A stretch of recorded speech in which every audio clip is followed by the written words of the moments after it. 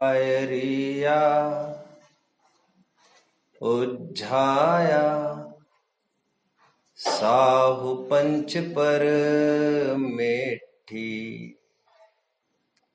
ते विहु चिट्ठहिया दे तम्हा आदाहु में शरणम।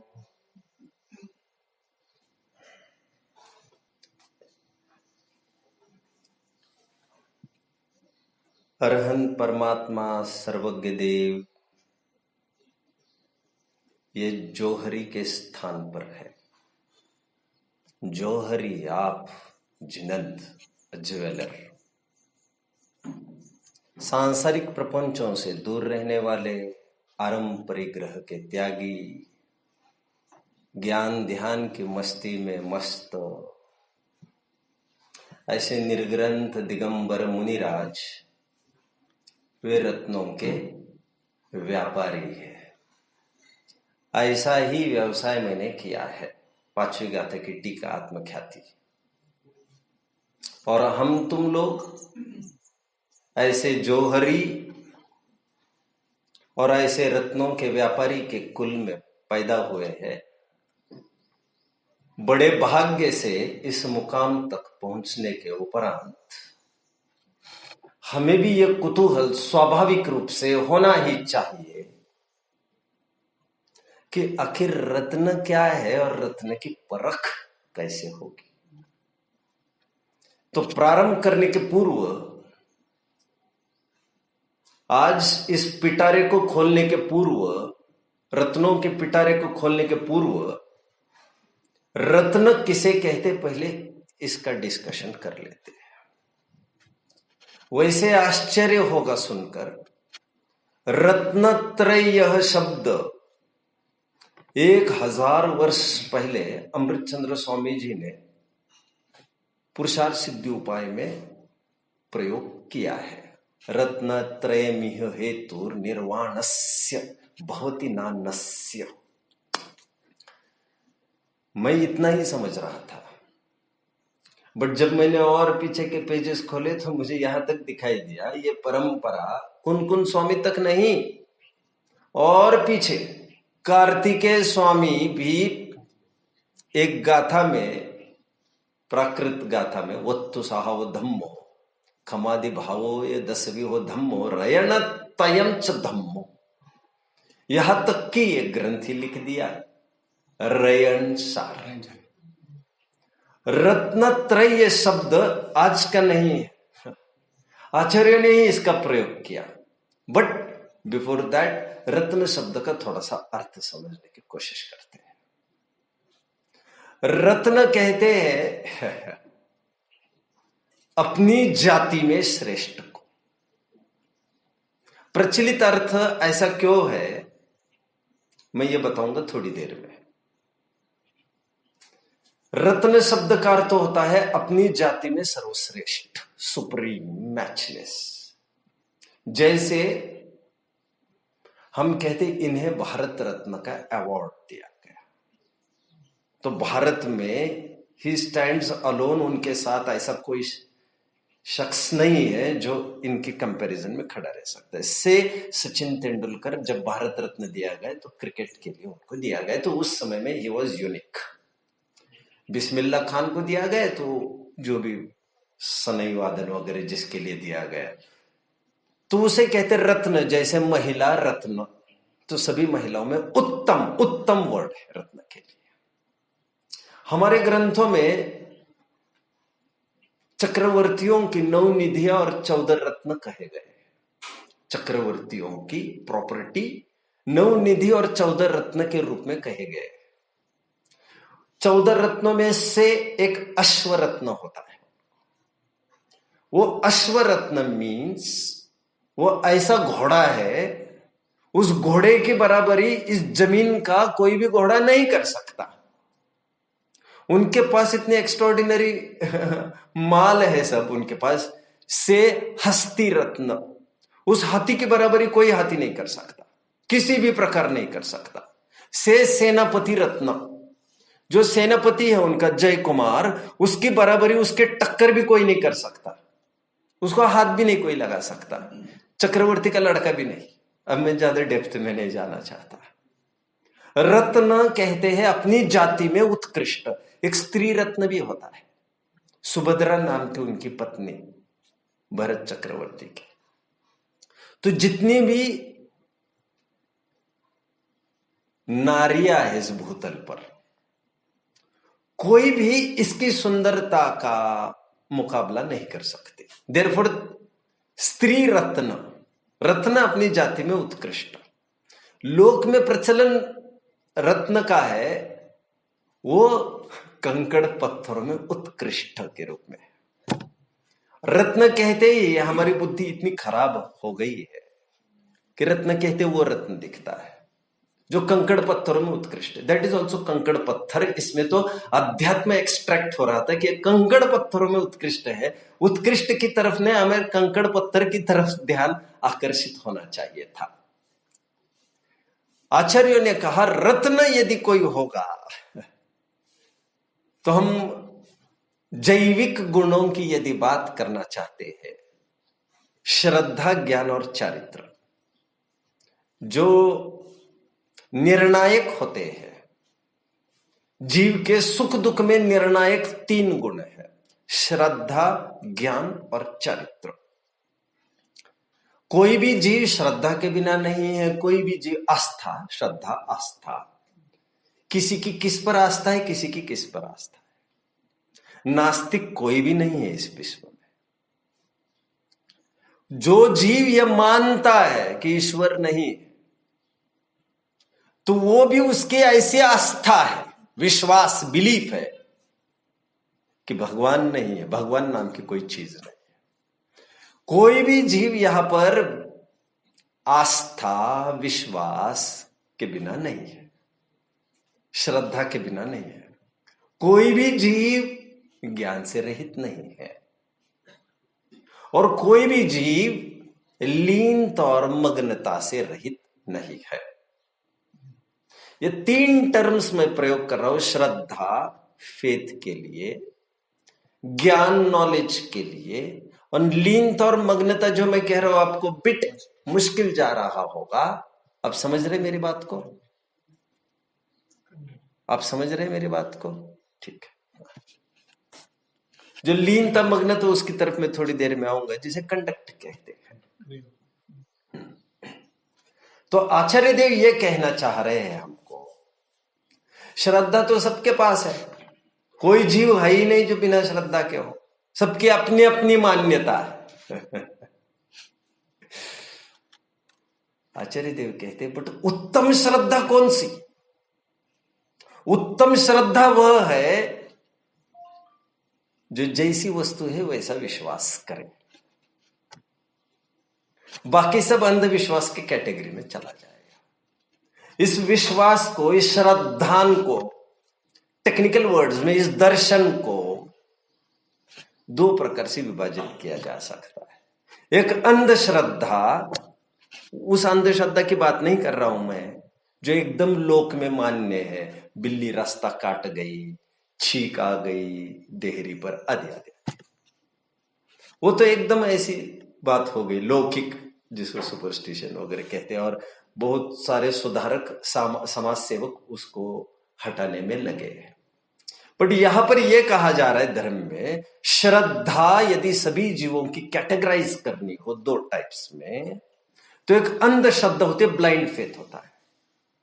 वो ये नहीं मानता कि वो ब्लाइंड फेथ है मेरा, ब्लाइंड भी, ये ब्लाइंडनेस का क्लाइमैक्स हो गया। यदि वो ये मानता कि मेरी श्रद्धा अंध है, तो फिर वह अंधा नहीं रहता, बहुत देर का अंधा तो नहीं रहता। टटोल कर अंतर्मुहूर्त में उस ब्लाइंडनेस को हटाकर वो एक नई दुनिया को देख पाता। सम्यक तो सन्मुख मिथ्या दृष्टि का जो अभी प्रश्न था उसका मैंने थोड़ा सा जिक्र यहां पर कर लिया।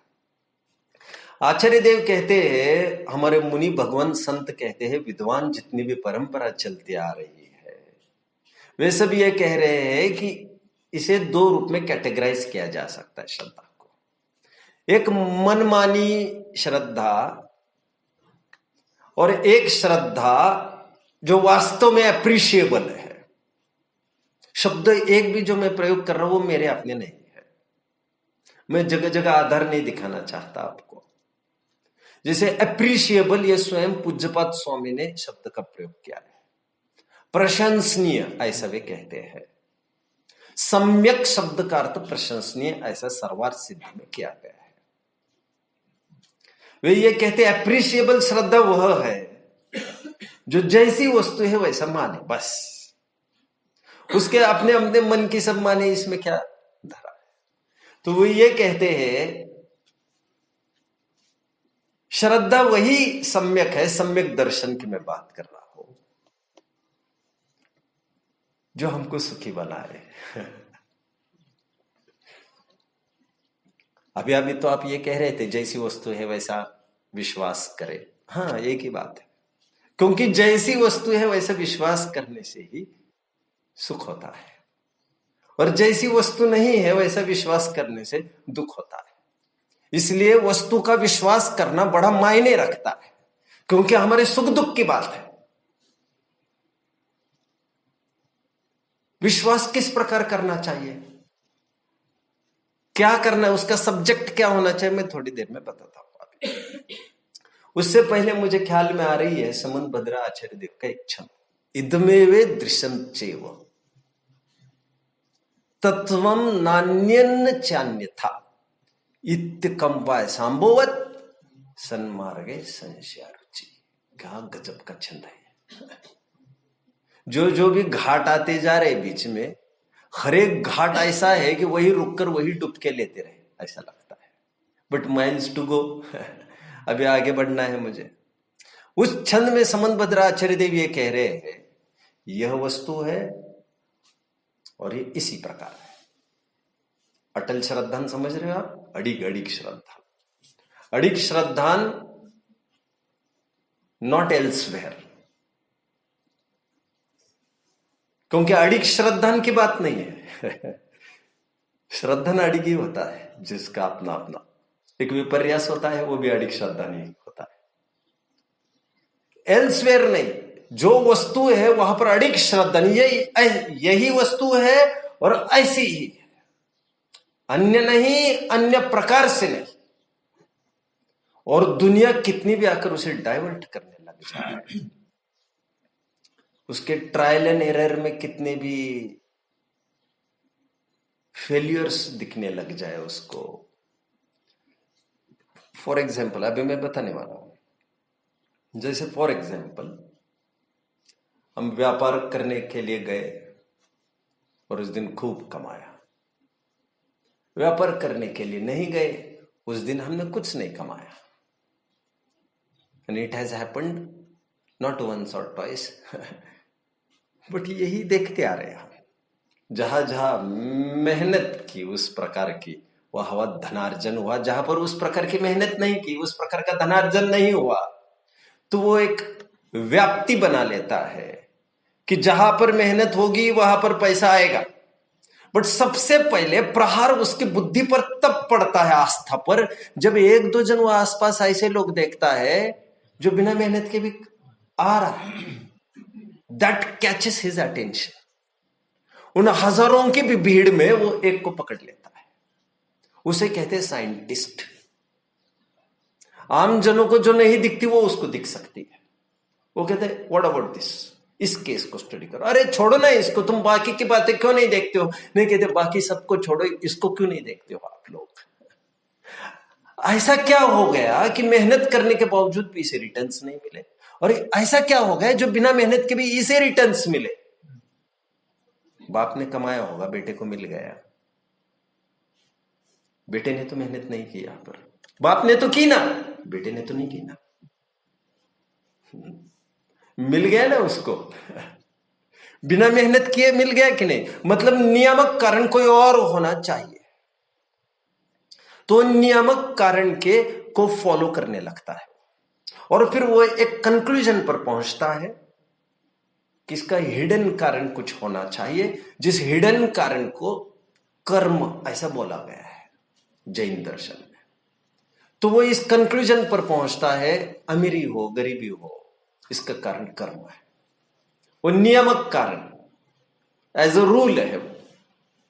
और उसको इतना आस्था हो जाते उस बात पर, उसको 10-5 दिन दुकान चले भी नहीं, अथवा चाहे जो स्थिति बन जाए।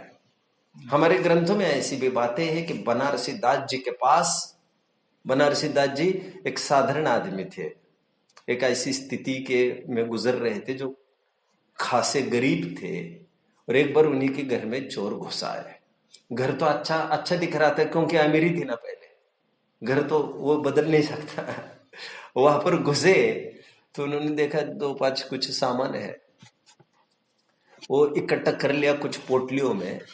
अब जब अंतिम आदमी बचा, उसको पोटली कौन माथे पर रखे, तो ऐसा सुनते हैं कि बनारसी दास जी ने स्वयं रख दी पोटली उसके। दूसरे दिन पता चला काफी सारी बातें हैं। मैं ये कह रहा हूं कि बाहर की स्थितियां उसे मायने नहीं रखती तब उस समय में, जो आस्था हो जाती है उसको, मेरे रखने से धन नहीं रखा जाएगा, मेरे लाने की कोशिश से नहीं लाया जाएगा, मैं चाहूंगा भी ना धन ना आए तब भी वो आता रहेगा। गलती से भले ही मैं कहूं, लेकिन अकाउंट में करोड़ों रुपए आ जाते लोगों के, गलती से चले जाते तो गलती से आ भी जाते। ऐसा को भी आया होगा, गलती से गया होगा ना तुमसे, तो किसी को गलती से गया ही होगा ना, आया ही होगा। लेकिन हालांकि तुम उसे गलती कह रहे हो, लेकिन कुदरत के कानून में गलती फलती कुछ नहीं होती। You didn't intend to do so, इसीलिए तुम्हारी तरफ से वो गलती कैरी कर रहे हो तुम, बट इसका नियामक कारण कोई और है। एनीवे, आस्था वही है जो टस से मस नहीं होती, जो कितनी भी बार ये सब प्रोसेस देखता रहे तब भी वो यही मानता नहीं पुण्य से ही सब कुछ होता है। जो रात दिन राजी करने में जा रहा है हमारे पति को, हमारे माता पिता को, अथवा हमारे बच्चों को, तो ये किसी विधि से खुश हो जाएंगे हमसे। उसे ये समझ में आता है मैंने इतनी मेहनत किया, ऐसे तो कुछ भी नहीं रिटर्न्स मिला। और जिनका तगड़ा पुण्य है उनको तो अपने आप ये सब मिलता है, फिर उनका नेचर भी बहुत माइंड नहीं करता। चरणान योग कहता है ऐसा करेंगे तो ऐसा मिलेगा, चरणान योग की बातें है ये। चरणान योग का उद्भव क्यों हुआ, कैसे हुआ, यह अपने आप में एक दूसरा विषय है। अभी मैं इतना ही कह रहा हूं, वो एक कंक्लूजन पर पहुंचता है। हमें जितना मान सम्मान, धन का आना, रूप का मिलना, चमड़ी का मिलना, मान प्रतिष्ठा, जितना भी जो भी कुछ है, यह करारबद्ध तरीके से, करारबद्ध तरीके से एक प्रॉपर डील के तहत, टाइम लिमिट के डील के तहत अपने आप मिलता रहता है। जैसे इतने टाइम तक प्रतिष्ठा मिलेगी, मिली, उसके लिए जरूरी नहीं कोई अच्छा काम किया, और अच्छा काम करने के लिए जरूरी नहीं उसको प्रतिष्ठा मिले, हिडन रीजन होता है कर्म इसका। अभी आस्था वही प्रशंसनीय है जो सुखी दुखी होने के नाम पर बाहर में अपनी किस्मत नहीं आजमाए, वह स्ट्रॉन्ग बिलीफ इस बात की रखता है, सम्यक दृष्टि, जो भी कुछ होना है बाहर का वो सब कर्मानुसार ही व्यवस्था होगी। इसे आचार्य देव कहते हैं यह अप्रिशिएबल श्रद्धा है, प्रशंसनीय है, इसे कहते हैं सम्यक दर्शन। वो टस से मस नहीं होती कभी भी। लोग कितने आते फिर आजकल बहुत कहते भैया लोक व्यवहार में, हम तो लोक व्यवहार में रहते हैं, हमको तो ऐसा करना पड़ता है। ऐसा तुम सोच रहे हो, ऐसा तुम सोच रहे हो, तुम्हारी अपनी सोच है। आप समझ रहे मेरी बात को? इसे शेयर कर रहा हूं। अभी भोजन तक तो टाइम तो है ही ना आपको। अभी मुक्ति दीदी कॉलेज में गई मेरी बच्ची, तो वहां पर पहले ही दिन वहां पर कुछ सर्व किए गए डिशेस वगैरह, खाने पाने के सामान, मीटिंग कुछ थी होगी, तो वहां पर सब बाजुरी वस्तु, उसमें तो क्या कहना, महंगी महंगी भी वस्तु है, तो वो सर्व की गई। अभी आम जनों को ये लगता है सबके बीच में फिर मैं बुद्धू मूर्ख ना घोषित हो जाऊं। ये तुम्हें तय करना है मूर्खता की परिभाषा किससे है, बुद्धू की परिभाषा किससे, कंपनी की किससे है। तो इन्हें वहां पर लगे हाथ बोल दिया कि मैं इसे नहीं लेती, तो किसी ने यह कहा नहीं लेते, तो उन्होंने कहा लेकर फिर मुझे दे दो, लोग तो तरसते हैं। जिस जिस चीज को मैं नहीं लेती उस चीज को मैं किसी को दे भी नहीं सकती, ना अनुमोदना करती हूँ।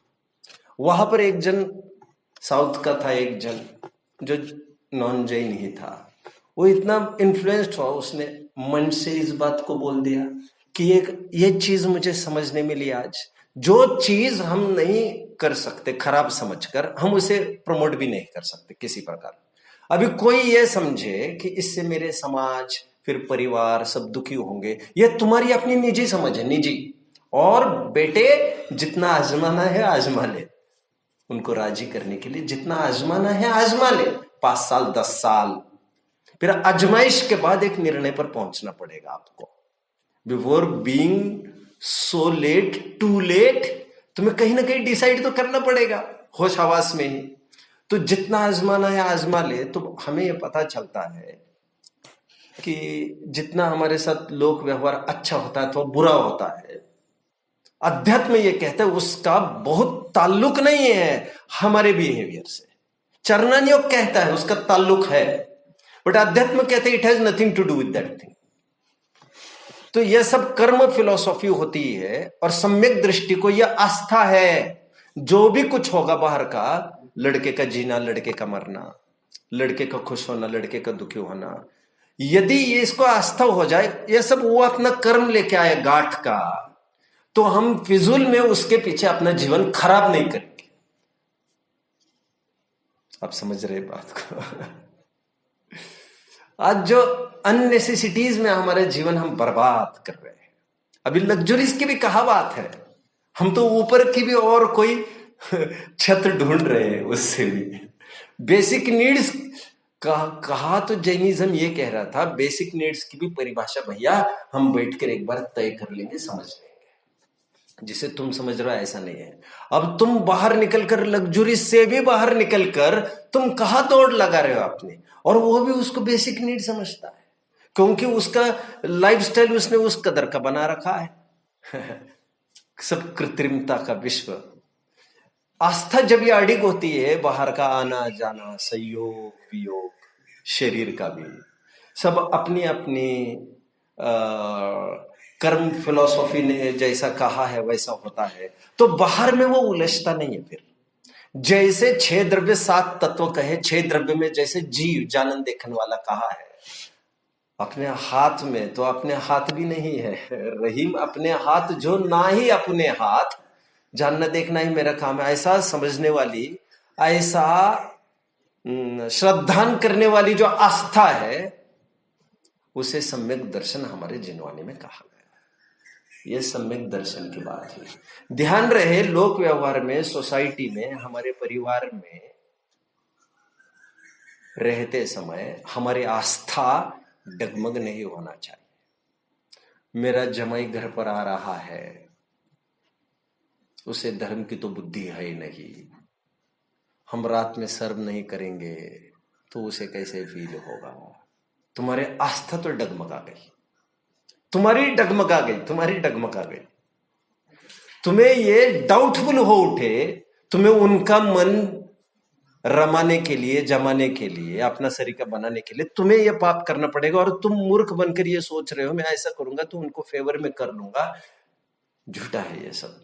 ये जब अटल श्रद्धा होती है, वो किसी के लिए भी अपना जीवन नहीं समझकर वह प्रॉपर स्थान पर आकर ये डिसीजन ले लेता है कि मेरा जीवन तो मुझे ही तय करना है, और मेरा जीवन ही मैं तय कर सकता। इस श्रद्धा को सम्यक दर्शन कहा। अभी तक मैं श्रद्धा की बात करता रहा, और किसी के पीछे वो अपने आस्था को डगमगाता नहीं है, गेटिंग ना। और फिर बाहर में प्रवृत्ति भले ही विपरीत दिखे तो फिर पैसा ही कमाना बंद करो। लोग ये कहते। तो यह भी उदय अनुसार और अपनी कमजोरी के तहत ये सब नाटक चल रहा है, वो ये समझता है, और उसे भी निरंतर वो उसको भी टोकता रहता है, जिसके बल पर एक दिन वो भी खत्म हो जाता है।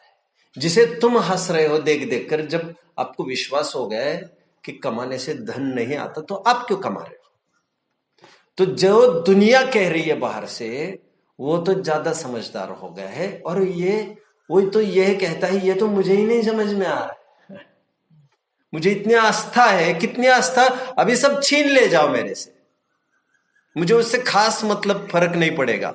बट ऐसा होने पर भी ये प्रोसेस चलता रहता है जब तक थोड़ी सी कमजोरी बनी रहती है। एक दिन कमजोरी हटने के बाद फिर एक आरंभ परिग्रह के त्याग जैसे अवस्था उसकी बन जाती है। मैं अभी ज्ञान की चर्चा करूंगा थोड़ी देर में।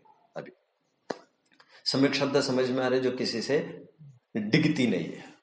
मुझे याद आता है इस प्रसंग में, मैं ध्यानचंद का उदाहरण निरंतर बताता रहता हूं। मेजर ध्यानचंद हुए हैं हॉकी के प्लेयर, और जिनके बारे में ये ख्याति थी, ये क्या है, आदमी है कि कौन है, डॉन ब्रैडमन ने जिनके बारे में कहा था कि गोल ऐसे शूट कर रहा है जैसे कोई चक्के चौके छक्के लगाता हो। नीदरलैंड में जिसकी बैट को, स्टिक को तोड़ा गया ये समझने के लिए कि मैग्नेट वैग्नेट तो नहीं है, उसने एक बार शूट किया और वो बॉल गोल पोस्ट को जाकर धड़क गई और वहां से वो रिबाउंड हो गई। तो वो वहीं पर खड़ा रहा, उसने कहा ये हो नहीं सकता, ये गोल ही है। और जब नापा गया, नापतोल किया गया, तो वो गोल था, गोल पोस्ट गलत था। ऐसी अकाट्य श्रद्धा सम्यक दृष्टि की होती है कि दुनिया यहां से वहां हो जाए, वह अपनी श्रद्धान पर आज कभी नहीं लाता। यह सम्यक श्रद्धान। अभी सम्यक ज्ञान की मैं थोड़ी सी बात, हाँ, और ऐसे ही सम्यक श्रद्धान सहज ही ये श्रद्धा ने रिझ जाता है उन जीवों पर जिनकी मुद्रा ये बयान करती है, जैसे वीतरागी मुद्रा है भगवान की, जो उसकी नस नस ये बताती है जगत में कुछ भी सुखरूप नहीं है। ऐसे कोई जीव हुए जो भगवान स्टेट अचीव किए होंगे, उन्हें उसी पर आस्था होती है। इसलिए देव शास्त्र गुरु के श्रद्धान को भी मैं 6 घंटे इस पर बोल चुका हूं एक आध साल पहले ही। मैं अभी इसी ढांचे पर बोला हूंगा ऐसा मुझे याद नहीं है, बट मैं कट शॉर्ट करके आपको बता रहा हूं। तो यही श्रद्धा यहां पर भी सही रूप से वर्क करने लगती है, और आराध्य आदर्श के रूप में, आप यही के हो कि बाहर के हो, यही फिर तो समझते होंगे। फिर आराध्य और आदर्श के रूप में वो देव और गुरु को ही आराध्य समझता है, और जहां से मुझे सही जानकारी मिल सकती है ऐसे शास्त्र में ही उसको, सच्चे शास्त्र में ही श्रद्धा होती है। तो 6 द्रव्य 7 तत्व जैसे कहे गए हैं इस शास्त्र में, वे सच्चे होने चाहिए, ऐसा अनुमान से उसको सही बैठने लगता है। इन सबको सम्यक दर्शन ऐसी टर्म जिनवाने में मिली। मैं सम्यक ज्ञान की बात कर रहा हूं। ज्ञान का प्रचार प्रसार सभी जन करने लग गए हैं आजकल। गवर्नमेंट भी काफी स्ट्रेस दे रही है इस बात को कि एजुकेशन तो होना चाहिए। जो अंडर एज वालों का, अंडर 19 वगैरह, मैं ज्यादा नहीं जानता, अनएम्प्लॉयमेंट का जो एक्ट पास हुआ है कि कोई भी बच्चा 10-15 साल का वो काम नहीं करेगा कहीं। वो केवल अपराध इसलिए माना गया है क्योंकि बच्चों की उम्र पढ़ने की है। जो पढ़ेगा वही बढ़ेगा। रीड टू लीड के रूप में जय विज्ञान की भी मैं कल बात कर रहा था। इस प्रकार ज्ञान का खूब प्रचार प्रसार हो रहा है। बट आचार्य देव ये कहते हैं संगी हुआ है तो ज्ञान तो ऑब्वियसली ज्यादा है ही इसके पास, लेकिन प्रशंसनीय ज्ञान कौन सा? वह जो दुनियादारी का समग्र ज्ञान रखे, अभी प्रेडिक्ट कर सके आगे का ये रेट होगा, सोना चांदी का ये रेट होने वाला है भैया अभी परचेस करके रखो, इस लैंड का ये रेट होगा अभी परचेस करके रखो। वह ज्ञान जो तुम्हारे दुख दर्द को मिटा नहीं सकता, जब तुम्हें बहुत जरूरत होती है सुखी होने की, उस समय यह पैसा वर्क नहीं कर सकता वहां पर, तो ना ये पैसे काम का बना, ना वह ज्ञान जिसके जरिए ये पैसा कमाए वो भी ज्ञान का बना। गेटिंग? आप इतने हताश क्यों हो भाई? आप why are not attentive? I'm listening. Okay okay, good good good, good good. नहीं, मैं दरअसल इनकी तरफ भी थोड़ा संकेत कर रहा था, थोड़ा इनका सैचुरेशन पॉइंट आ गया, तो मैं एक ही साथ एक निशाने पे दो निशाने साथ रहा था। एनीवे, मैं ज्ञान की बात कर रहा हूं। ज्ञानी लोक में किसे कहते हैं? स्कॉलर। अभी अरे गहरों की मैं बात ना करके, मैं जैसे न्यूटन हुए जैसे आइंस्टाइन हुए, आदि आदि, ये सब ज्ञानियों की कतार है। बट क्या तुमने उनका अंत देखा है?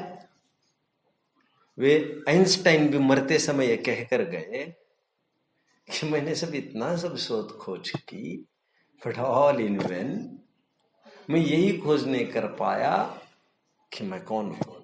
यदि मुझे फिर से अवसर मिलेगा, यदि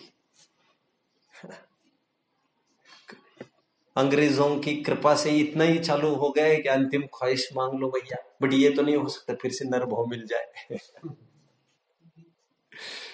आइंस्टाइन ये कह रहे, मुझे यदि फिर से ऐसी पर्याय मिली तो मैं ईस्टर्न जैन बनना चाहूंगा। सबसे पहले ये खोज करूंगा कि मैं कौन हूं। ये मैं कर नहीं पाया। इतना लैमेंट कर करके मर रहा है, इतना रिग्रेट कर करके मर रहा है वो, उस पर तो हमें तरस खाना चाहिए। वह ज्ञान ज्ञान नहीं है जो हमारा दुख दर्द मिटा सके। किसी ने हमें कहा तुम एक काम करो, भूख नहीं लग रही, अमुक अमुक दवा ले लो, और फटाफट वो दवा लेने से हम ठीक हो गए। ठीक क्या हो गए? हम तो अपने लड़के को जुनून सवार हो गए, हम तो अपने लड़के को डॉक्टर ही बनाएंगे, स्पेशलिस्ट ही बनाएंगे। तुम्हारी एक भूख क्या मिटा दी, तो अभी तुम्हें उस ज्ञान की इतनी महिमा लग रही है। आचार्य देव कहते हैं कि फिर से सोचना जरा, ज्ञान वह है जो आपकी भूख शमन करे, तात्कालिक कुछ उपाय बताए, या ज्ञान वह है जो भूख का अभाव कराए? हाँ, ऐसा भी हो सकता है। Start imagining first. ये भी ज्ञान ही कराएगा ये सब काम। आचार्य देव कहते हैं ये सब ज्ञान, ये सब दुनियादारी के जितने अचीवमेंट्स किए हैं लोगों ने, एंड कहा जाता है बेस्ट सोर्स ऑफ इन्वेस्टमेंट यदि कुछ होगा, that is not gold and land, that is knowledge. आपने इतना लगा और कितना मल्टीपल अमाउंट में कमा रहा है। बट आचार्य देव ये कहते हैं, परंपरा ये कहती है, ज्ञान वह प्रशंसनीय है, ये तो धनार्जन के अर्थ में हो गए। कह रहे हमारे काम में आने की बात चल रही थी यहाँ पर, जो एक साहस भी नहीं बढ़ा सकता, जो सम्राट सिकंदर को भी सम्राट महाबल सेनानी, उस क्षण को टाल सकेगा क्या? अरे जितना जीता था वो भी नहीं ले जा पाया यहां से।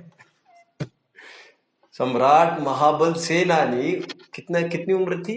32 साल 8 महीने का था केवल। इस युद्ध में इतना अचीव कर गया था वो। अचीवमेंट समझती है ना दुनिया उसको। और इतने भी इजाजत नहीं थी समय की, परिस्थिति की, कि वो Sikandar, I am talking about Alexander जिसे कहते हैं, फिजुल में द ग्रेट कहते हैं, फिजुल में जो जीता वही ऐसा पद लगाते हैं, जबकि सब दुनिया के सामने हार गए हो, एवरीवन नोस, कुछ भी ले नहीं जा पाए, और अंतिम समय के लिए तड़प गया, मुझे मेरी मां को मिलना है। तो इतना चांस नहीं है बोला गया। और 2 दिन पहले एकदम हट्टा कट्टा था। उसको जब किसी ने भविष्यवाणी बताई कि 2 दिन में चला जाएगा, तो उसको स्वयं को अचंबा लगा। उसको लगा कौन अटैक करेगा, कौन है, कौन किसकी ताकत है? जे बाहुबळती मेळव्यू ते भोगवी पण ना शक्यू। अब जोनी दौलत आपता, पण ये सिकंदर ना बचो। ये बचेगा नहीं। अब छो अधिराज जय चंडे करीने नीपजा, ब्रह्मांड ना बलवान थईने भूप भारे, उपजाये चतुर चक्री चालिया, होता न होता होइने, जन जानिए मन मानिए, नहीं काल मुके कोई ने। सरेंडर करना पड़ेगा, मुझे भी सरेंडर करना पड़ेगा, क्योंकि इन आदमियों के अलावा भी और भी कुछ है। वो क्या है? भवितव्यता। योग्यता के आगे कुछ भी नहीं चल सकता किसी का। बहुत सुंदर लाइन है वो भूधरदास जी की। छोड़िए, बहुत सुंदर एक छंद है। देव सो न हारे और दानो सो न हारे और काहू सो न हारे, एक हारे होन हार सो। जिसको इतनी अकड़ है कि मैं आज तक मुझे कोई देव भी परास्त नहीं कर सके, ना दानव परास्त कर सके, कौन माय का लाल चैलेंज देगा? जो आज तक किसी से नहीं हारे वो एक चीज से हार सकते, बस थोड़े से समय की बात है। अभी तुम्हारा टाइम नहीं आया है, टाइम आने के बाद तो सब खेल खत्म हो जाएगा। ना ये सेना कुछ कर पाएगी, ना संपत्ति प्रॉपर्टी कुछ कर पाएगी। ज्ञान वो नहीं है जो हमें सबसे अमीर बनाए, ज्ञान वो है जो हमें ये दिखाए सुखी होने के लिए इस धन आदि की आवश्यकता नहीं है तुम्हें। उस ज्ञान को सम्यक ज्ञान कहा है, जो ज्ञान बचाने के उपाय नहीं खड़े करे, मरने का अभाव का उपाय बताए। आप समझ रहे हैं ना मेरी बात को? डॉक्टर्स को खरीद सके, मेडिसिन आदि को खरीद सके, इतना पैसा कमाऊंगा, ऐसा मैं ज्ञान करूंगा, वो ज्ञान ठीक नहीं है, सम्यक नहीं है। लोक में पीठ थपथपाई जाती होगी, लेकिन तुम अच्छे जनों के दरबार में आए हो, अभी तुम्हारी यहां पर भर्त्सना होगी। लोक में तो पीठ थपथपाई जाती है। सम्यक ज्ञान वही है, सा विद्या या विमुक्त है, जो हमारा दुख दर्द मिटा सके, तो सम्यक ज्ञान ये कहलाता है। और ये सब आत्मज्ञान का रास्ता ग्रंथों से निकलता है, पढ़ने से हमारी बुद्धि ठीक होती है, जैसा मैं कल रात में कह रहा था। इसलिए उपचार से आगम के ज्ञान को, आगम समझ में आया ना? आप तो ने कहा हुआ गणधरों के जरिए मुनियों तक आया हुआ जो परंपरा है श्रुत की, उसे कहते हैं आगम। तो आगम का जो ज्ञान है, छह द्रव्य सात तत्व जैसे कि जो रॉ मटेरियल प्रोवाइड करता है हमें कुछ सोच विचार के लिए, उस ज्ञान को भी सम्यक ज्ञान उपचार से कहते हैं। जैसे उपचार का श्रद्धान कहा था, देव शास्त्र गुरु का श्रद्धान, सम्यक दर्शन आदि। अब मैं चारित्र की तरफ बढ़ लेता हूं। यहां तक क्लियर है? कोई प्रश्न है, कुछ पूछना है तो जरूर पूछिए। चारित्र एक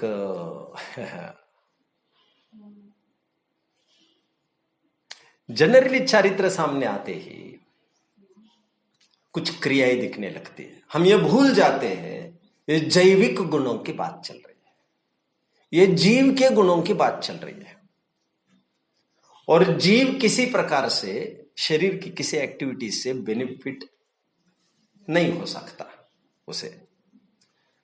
वो दो द्रव्य भिन्न भिन्न जब सत्ता सिद्ध हुई हमारे ग्रंथों में, पहले लोक व्यवहार में खूब भोजन कराओ तो अच्छा होगा, good conduct, man of conduct. तो भैया रात में 12-12 बजे भोजन करा रहे हो तुम, सब जमीन कंदूंगा भक्षण करा रहे हो, नॉनवेज करा रहे हो आत्मा की शांति होगी। किनके? खाने वालों के या? हाँ, खाने वालों के, बट उनका क्या होगा? उनकी आत्माओं का क्या होगा जो उनके पेट में गए? You will have to think again. जो नर बकरी खाते है, मैं एकदम लोक की बात कर रहा हूं फिलहाल, जो नर बकरी खाते है, हाँ, ताको कौन हवाल, क्या है, जो सॉरी, बकरी खाती पात है, अगेन विवेकानंद का कोट है, बकरी खाती पात है, पात पत्ती, ताकी काड़ी खाल। तुम बकरी चर गई तुम्हारे घास, तो बकरी को तुम खाल निकाल रहे हो। जो नर बकरी खात है ताको कौन हवाल, और जो बकरी खा जाता है आदमी, उसका क्या हाल होगा? तो जिसे तुम नॉनवेज खिला खिला कर तुम समझते हो आत्मा को शांति मिली, किसके? तुम्हें यह समझना पड़ेगा आत्मा ये भी है। तुम सदाचार जिसे लोक में कहते थे, वो तो कोई सदाचार है भी नहीं।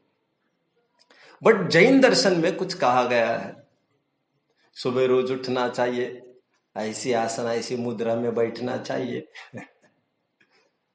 ऐसे वस्त्र पहनना चाहिए, फिर इस थाली का माल उस थाली में करना चाहिए, नहीं जल के लिए ये चढ़ाना चाहिए, नैवेद्य के लिए ये चढ़ाना चाहिए।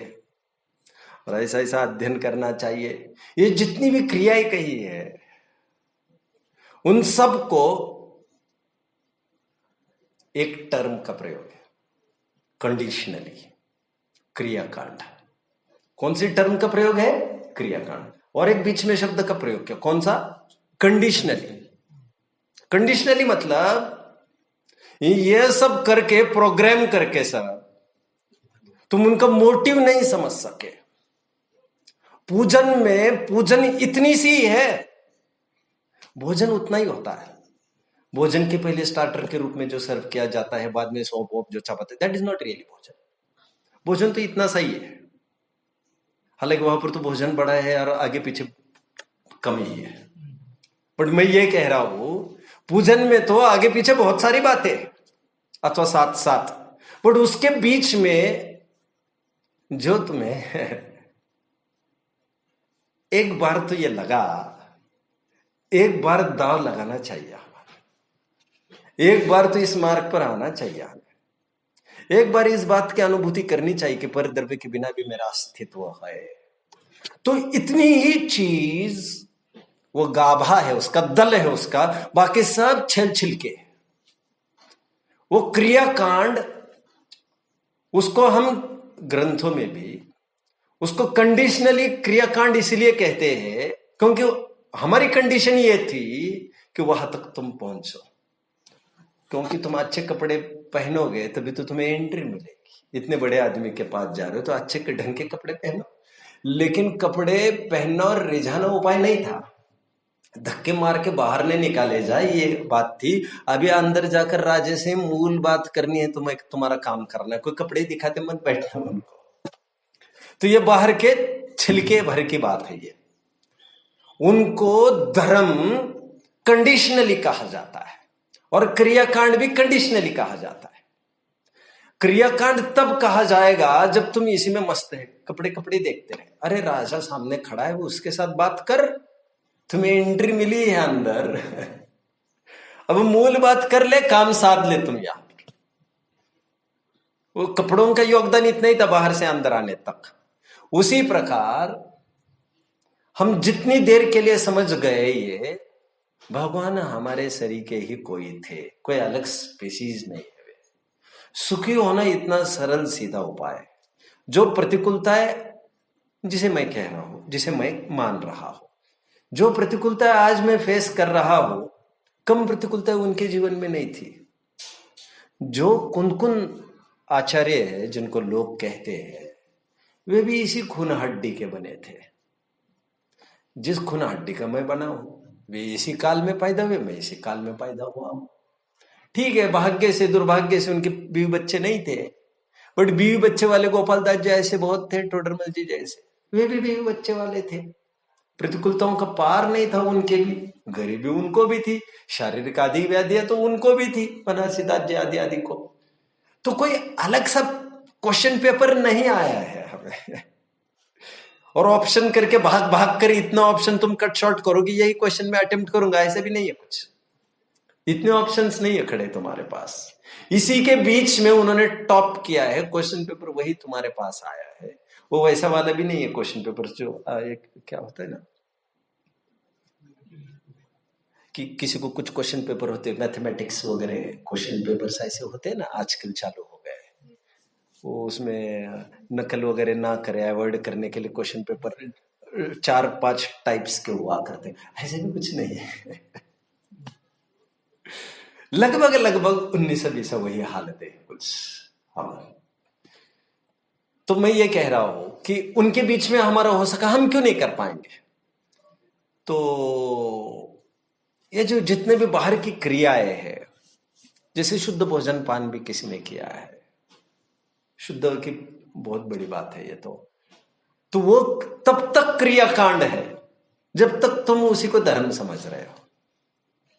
और कंडीशनली उसको धर्म भी कहा, यदि इसके जरिए तुम यह अनुभव कर सको, खाना पीना मेरा स्वभाव नहीं है, मैं ये खाऊंगा वो नहीं खाऊंगा, ये मजबूरी की बातें हैं। ये सब मजबूरी तो मजबूरी होती है, बट जितने टाइम के लिए खाना खा रहे हो तुम्हें इसके बदले में यही स्वीकार करना है, खाना पाना मेरा जीवन नहीं है। मैं अक्सर बताता हूं, मेरे भूलन सी पड़ रही होगी, सम्राट चंद्रगुप्त के टाइम में मैं ले जाता हूं आपको। स्टार्टिंग फ्रॉम के कोई इनिशियल रहे हैं एक जन, उनको जेल में बंदी बना दिया धनानंद ने। धनानंद नाम सुना है? हाँ हाँ। धनानंद एक अनैतिक राजा थे उस समय में, जिसे परास्त करके फिर सम्राट चंद्रगुप्त सक्सेसर बन गए थे, और फिर एक नया अध्याय चालू हो गया था जैनिज्म का। धनानंद का और चाणक्य का कुछ खटपट हो गई काफी, और चाणक्य ने फिर कहते सम्राट चंद्रगुप्त को ठीक समझा और फिर चालू हो गया। एनीवे, उस जमाने में एक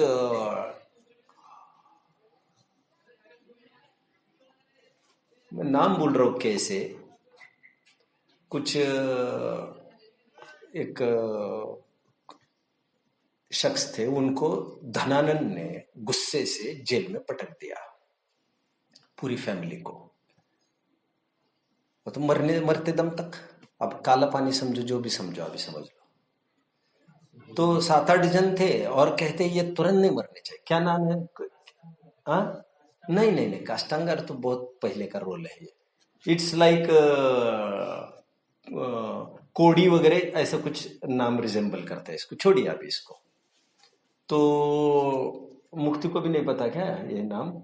मैंने प्रवचनों में कई दफे लिया भी है ये नाम, कई दफे कहा भी है, बट अभी मेरे भूलन पड़ रही। एनीवे, देखो अभी इसी को मैं थोड़ा प्रैक्टिकली घटित करता हूं। मुझे भूलन हो गया, मैं दुखी हो गया, ये लौकिक ज्ञान। इसके बीच में भी मुझे मजा आ गया कि नहीं, मैं मेरे लीक से नहीं हटा हूं मैं कुछ भी नहीं बोला हूं, क्योंकि मैं जो हूं सो मैं हूं, जानने वाला। तो इसके बीच में भी मुझे आनंद आया। एनीवे, जेल में वो मरने के लिए ही सड़ गल कर मर जाए, यही उम्मीद थी। अब पहले दिन सर्व किया गया भोजन, आधी आधी रोटी, तड़प तड़प कर मरने का ये उपाय था। जैसे सभी भोजन करने को हो गए, 7-8 जन फैमिली मेंबर्स, तो कोड़ी ये बोले, वो जो खास आदमी था, पहले राजा का खास आदमी था, रुकिए, मंत्री था पहले, मंत्रियों से पंगा तो नहीं लेना चाहिए, उनको तो सब पता रहता है धागे दौरे। तो रुकिए, भोजन वही करेगा जो यहां पर ये प्रतिज्ञा ले सकता है। मैंने इसे बहुत अच्छे से खोला है चरणान्योग के प्रवचनों में, कभी दाव लगे उनको सुन लेना चाहिए, आपको कहीं मिलेगा नहीं ये सब। बड़ी मेहनत करके ये सब रिसर्च के रूप में ही मैंने प्रेजेंट किया ये सब। तो उन्होंने कहा भोजन कोई नहीं करेगा, भोजन वही करेगा जो ये प्रतिज्ञा लेता है इस समय में कि धनानंद को तो मैं निपटा दूंगा। तो सबका भोजन वही करेगा, वही अधिकारी है जीने का जो ये प्रतिज्ञा लेता है कि मैं इसका बदला ले लूंगा। हम वैसे ही नहीं जिएंगे। कौन तैयार है इसको निपटाने के लिए? अबे पापा, इतनी चतुराई तो आप में ही है। मैंने ये नहीं कहा है मुझे रोटी खानी है, जीने का अधिकारी वही है जो उसका काम तमाम करेगा। फिर कंक्लूजन पर आ गए कि तुम्ही सातिर माइंड के हो, तुम ही खाओ रोज। थोड़े टाइम के बाद झुरझुर के सभी जन मर गए। महीनों के बाद भी ये जिंदा था, उसको बदला लेना था ना, और सभी रोटियां इसी को मिलती थी, तो कम से कम ये तो जिंदा रहा। बहुत टाइम के बाद राजा को एक संकट आ गया, तो किसी ने सहजता में यह कहा, आज वो होता तो आप पर यह नौबत ना आती। मैं इस घटना के बाद कुछ कहूंगा, ध्यान से सुनना, समझना, घटना को भी समझना जरूरी है। आप समझ रहे हैं घटना को? गुड। तो एक दिन राजा ने कहा, किसी ने कहा देखो तो वो होगा तो राक्षस। कौन राक्षस? मंत्री था धनानंद का दूसरा, अमात्य अमात्य राक्षस। उन्होंने कहा कि अमात्य राक्षस ने कहा कि वो होते तो करते, तो सहजता में विकल्प है, लेकिन कब के चले गए होंगे। देखने में क्या हर्ज है, बोले रोटियां अभी भी जा रही है और खाली प्लेटें अभी भी आ रही है, क्या बात कर रहे हैं, बोले इतने टाइम तक कोई जी नहीं सकता, लेकिन ऐसा हो रहा है बोले। फिर उसको बुलाया गया, and that was an opportunity for him. Now अभी इसको मैं नॉकआउट कर दूंगा, अभी इसको छोड़ूंगा नहीं मैं। अभी थोड़ा ट्रस्ट डेवलप किया उसने, और वह मूल कारण बना उसके डाउनफॉल का। हमारा चरणन योग ये कहता है, आम जन ये कहते हैं, जैनी लोग ये कहते, भैया ये तो माना खाना पीना जीवन नहीं है, बट बहुत भूख लगी है, बहुत भूख लगी है। तो चरणन योग ये कहते, रुको रुको रुको, यहां पर आओ, मेरे पास आओ, तुम अंदर मत जाओ, कह रहे अध्यात्म के पास मत जाओ। वो इतना निर्दयी है, वो 1000 बार आप गिड़गिड़ाने पर यही कहेगा, मूर्ख हो तुम, और एक दाने पर भी तुम्हारा अस्तित्व नहीं है, खूब लॉजिक सिद्ध करता बैठेगा वो। ठीक उसी प्रकार, जिस प्रकार मरने की कीमत पर भी, किसी के मरने की कीमत पर भी मुनिराज अपने कमंडल का जल का एक बूंद भी किसी को पिलाते नहीं है, केवल उपदेश ही पिलाते रहते हैं। कह रहे अध्यात्म से तो काम ही नहीं बनेगा, इतना कट्टरवादी कि तुम मत जाओ उनके पास, आप मेरे पास आओ, क्या प्रॉब्लम है आपकी? नहीं साहब, हमें तो भूख लगी, ठीक है, मैं आपका काम कर देता हूं, आपको खाने की इजाजत दे देता हूं, थोड़ी सी खिड़की खोल देता हूं मैं, पर ध्यान रहे थे अध्यात्म को पता ना चले। हाँ, किसी को भी नहीं बताएंगे, लेकिन मैं क्या मूर्ख बैठा हूं क्या जो अध्यात्म से पंगा लेता रहूं? मेरे बड़े भाई है वो। तुम्हें एक शर्त पर तुम्हें ये खिड़की खोल सकता हूं, सहूलियत की। कौन सी? ये तुम प्रतिज्ञा करो, तुम खाने पाने से रहित हो जाओगे एक दिन, क्योंकि ज्यादा टाइम सर्व नहीं कर सकूंगा मैं तुम्हें। हाँ कहते हैं, हम कर लेंगे इसी के बीच में। तो ले तप बढ़ावन हेतु नहीं पोषते तजी रसन को। इतनी विरक्ति हो जाती उस भोजन के बीच में भी, फिर भोजन मिला क्या ना मिला क्या, हम शुद्ध भोजन प्रोवाइड कर रहे हैं, दैट इज कंडीशनल अप्रोच। वो कोई तुम्हारा धर्म नहीं हो जाएगा, तुम्हारा कोई राइट नहीं हो जाएगा, तुम कोई क्लेम नहीं कर सकोगे उस पर रोजाना आकर कि हम तो 8 पहरा घी खाएंगे, 8 पहरा घी खाएंगे। खाने को इजाजत दी किसने है तुमको? और हम तो गेहूं भी कभी किसी का शरीर ही था, निर्जीव आज हुआ है। तो तुम्हारा अधिकार तो एक भी जीव पर नहीं। स्थावर को तो खा सकते ना, अचित को तो खा सकते हैं ना, कुछ नहीं कर सकते तुम करने के लिए। पानी प्रासुक तो पी सकते हैं ना। प्रासुक का अर्थ समझते हो? प्रासुक का अर्थ उनको निर्जीव किया गया, पहले तड़पाया गया, उनको मारा गया, रौंदा गया जलकाई को, फिर तुम्हारे पेट में उतरा है वो पानी। वो सफर बहुत न्याययुक्त नहीं था, बट चरणान योग ने अपनी तरफ से न्याययुक्त करके दिखाया है तुमको। उसके लाज रखनी पड़ेगी तुम्हें। वही पानी पिएगा, वही दूध पिएगा, वही पत्थर उठाएगा मारने के लिए जिसने अपराध नहीं किया हो। खान पान वही करेगा। ये चरणान योग कहता है, जो ये प्रतिज्ञा करता है, एक दिन में खान पान से रहित हो जाऊंगा। प्रद्युम्न को जो प्रतिज्ञा दी थी उसकी मां ने, ठीक है जाना हो तो भले ही चले जाओ, बट प्रतिज्ञा करो इसके बाद किसी मां को तो नहीं रुलाओगे। कंडीशनल अप्रोच है चरणान योग का। चरणान योग is not doing any physical activities any how. धर्म विचारधारा का नाम है आपके। आप जो सोचते हो वो आप होते हो। बाहर के एक्टिविटीज को जितना धर्म बताया गया, चारित्र बताया गया है, सचमुच ऐसा नहीं है। चारित्र कंडीशनली बताए उनके लिए है जो यहां तक आ सकते हैं। आप समझ रहे ना मेरी बात को? आप तो इसी में झगड़ रहे हो, इसके लिए कौन सा द्रव्य चढ़ाना, उसके लिए कौन सा द्रव्य चढ़ाना। अभी दिल्ली बहुत दूर है, ये मनोरंजन कर लो तुम। बड़े बच्चों के काम है ये सब। You are grown up child now, you are not child really. तुम अब बड़े हो गए हो, थोड़ी ऊंची विचारधारा से सोचना चाहिए। लॉजिकल है पूरा जैनिज्म। हमारी थॉट प्रोसेस तय करती है हम कितना सुखी होना है, कितना नहीं होना भी है कि नहीं।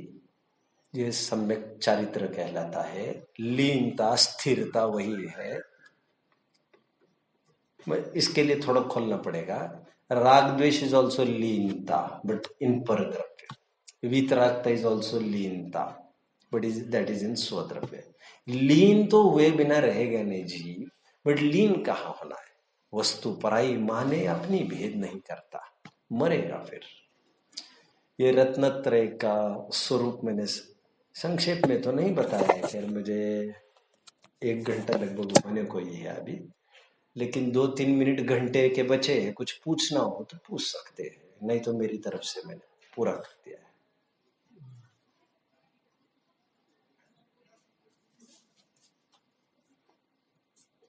ठीक है।